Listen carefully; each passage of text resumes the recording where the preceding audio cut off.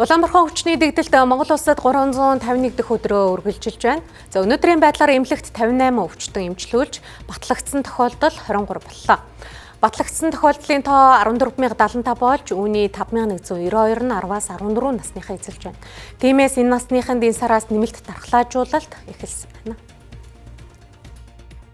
Улаанбархан өвчний тухайд бол нэлээд бага насны хүүхдэд одоо бол дархлаа тогтоох вакцины авах насанд хүрээгүй хүүхдэд туссан тохиолдолд ерөөдөө хүндрэх амь насанд аюул учруулах ингэхдээ голчлон хатгаа уушгины хатгаагаар хүүхдийг аваа явчих мөн тархины өргөслөөр хүүхдийг аваа явчих тийм эрсдэлтэй өвчин. Тэр улаанбархан өвчин бол маш өндөр халдвартай вирус. Ковидоос илүү халдварлах чадвартай.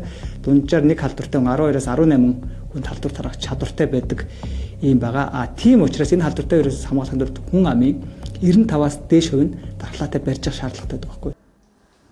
Улаанбарханы эсрэг вакцин аутизм үүсгədэггүйг эмч мэргэжилтнүүд онцолжуулаа.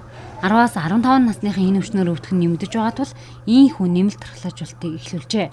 Одоогоор улаанбархан өвчний улмаас 12 хүн нас барсан байна. Улаанбархан өвчний дэгдэлтийг түүний эсрэг вакцинд идэвхтэй хамрагдсанаар хомж, тогтоон, амнаас эрүүл мэндэд хамгаалах боломжтой юм а. 10-аас 15 насны хүүхдүүдэд өмнө нь товлынхаа вакцинд хамрагдаагүй байгаа. Одоо эсвэл нэг тундаа хамрагдсан ч юм уу те. Тэр хүүхдүүд мань бол заавал нэмэлт дархлаажуулалтанд бол одоо хамрагдахаар байгаа даа. Айлч хорооныхоо өрг дээр очиод хийлэх боломжтой. Сая энэ 7 хоногоос болохоор нөгөө нэмэлт дархлаажуулалттай холбоотойгоор за өнөөдрөөс яг аян явагдаж эхлээд сургуулаар яваад нэг 82 хүүхдийг сая хамруулад яг орж ирэл гэж.